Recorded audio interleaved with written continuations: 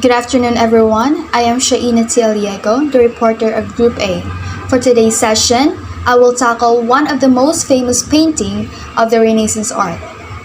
We all have an idea of the importance of the Renaissance era in European history and the age of innovation and enlightenment that so characterizes it. The art that came from this time is still among us today, from revivals in pop culture to the originals housed in art galleries all over Europe. But before we begin, let us take a brief look at the Renaissance meaning and where it fits within a broader historical context. Renaissance is a French word deriving its origins from the Italian word rinascita, which means rebirth, from French word renaissance, which means back or again, plus nascens, which means birth, and from Latin nascentia, from nasi, which means be born. So, the Renaissance era was a period of rebirth in almost all of the cultural and societal faculties and institutions throughout Europe, including art, science, mathematics, technology, philosophy, religion, and politics. Now let's talk about the Renaissance art history.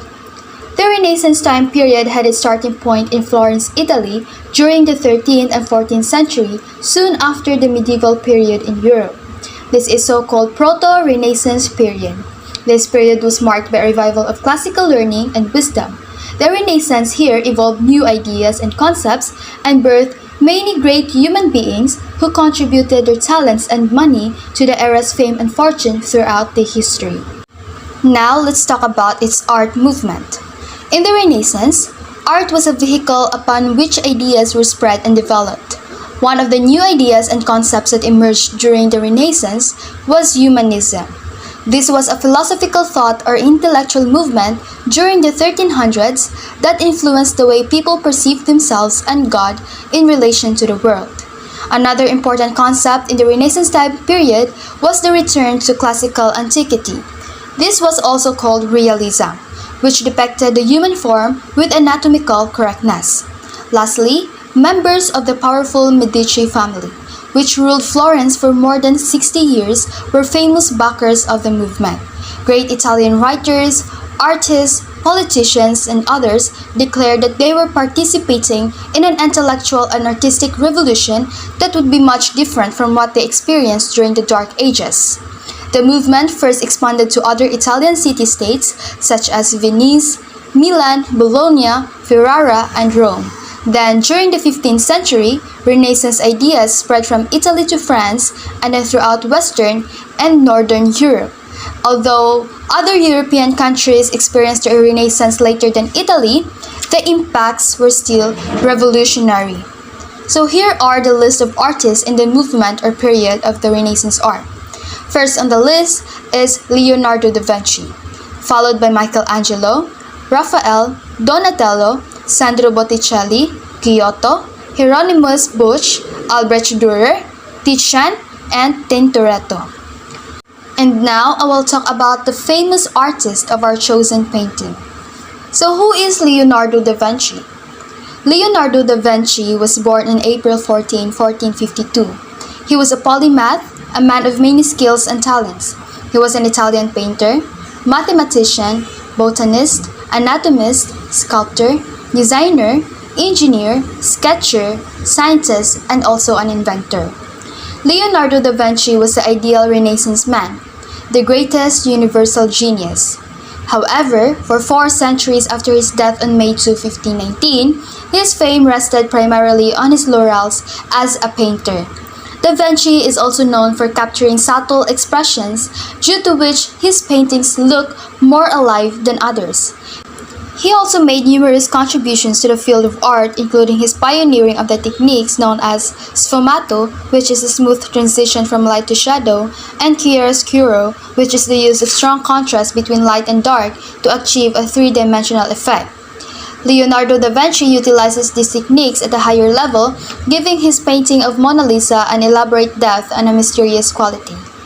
So here is the portrait of Mona Lisa del Giocondo, frequently shortened to Mona Lisa by Leonardo da Vinci.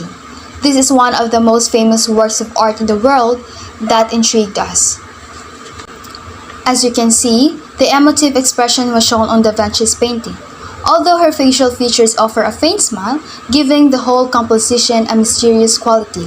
Her eyes are soft in their gaze, creating a sense of calmness. So when we look at the facial expressions in a figure, there is a sense of humanness in them. We can see emotional states as well as a sense of calm. The gesture also gives the painting a sense of movement and a deeper meaning to the narrative. There are many formal elements and principles of design that Da Vinci utilizes to create this renowned piece of artwork. Again, he creates realism with the sfumato and chiaroscuro techniques, which we can see in Mona Lisa's skin tones, as well as the gradation of colors and light in the background and foreground. The painting appears to have no lines due to sfumato, yet there are many. Leonardo da Vinci uses various types of lines in his famous painting, such as the expressive lines, zigzag lines, contour lines that are used in the forming of clothing, face, and hair. The most evident are the curved lines, especially in the mouth, which has attracted the most attention, having a subtle curve. These lines add texture to the work.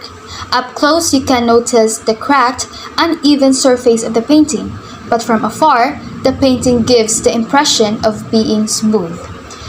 Geometric shapes, such as her oval face, are used as well. Form is defined here as the thing itself. It is applied to give the woman a realistic appearance as she is regarded as being three-dimensional. Value or key is seen throughout the work. Shadows are shown in the background, clothing and hair, highlighting the face and hands. Lastly, color is viewed throughout the portrait. The colors used are earthy tones to convey a neutral feeling which emits neither a feeling of happiness nor sadness. In the Mona Lisa, multiple principles of designs are also used. Balance is noticeably present in this artwork. By having the woman sitting at an angle, the painting has an asymmetrical balance. Proportion is another principle of design that is used in the picture. This principle is used to place an emphasis on her body, notably her face. By repeating colors, a sense of unity is created in a portrait. The rhythm and harmony also captures a simple yet timeless frame of a woman idolized during the Renaissance period. Overall, the combination of the different principles of design and elements help bring the artwork together as a whole. Many have portrayed this artwork to be mysterious, engrossing, gloomy, content, and others. The controversy that this artwork has gathered is what makes it important.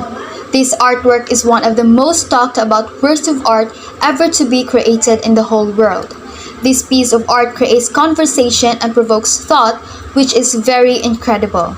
Many paintings will catch a viewer's eye for a second or two before they walk away, but when they look at the Mona Lisa, they will have felt or gained something. And that's what we call as art. So here is our summary of interpretation. Renaissance comes from the French word meaning rebirth, which refers to a period in European civilization that was marked by a revival of classical learning and wisdom.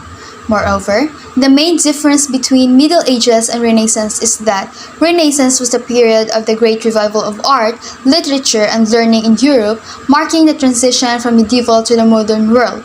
Among the 10 famous Renaissance artists, Leonardo da Vinci was the most famous during that period that is known for capturing subtle expressions due to which his paintings look more alive than others. He also made numerous contributions to the field of art, including his pioneering of the techniques known as sfumato and chiaroscuro.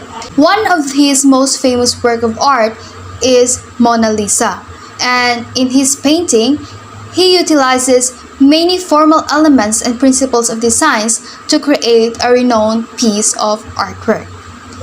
As you can see, we've provided multiple links for our work cited. So if you want to know more, just click the link right away or search it in the Google. And for the acknowledgement, first and foremost, we would like to praise and thank God Almighty, for without His grace and blessings, this presentation would not have been possible. We are also heartily thankful to our classmates who actively listened to our warm discussion about our topic. Secondly, we would also like to thank our friends who heartily helped to finish this task. And apart from this, We would like to express special thanks to our parents who have supported and helped us out in our project despite their busy schedules.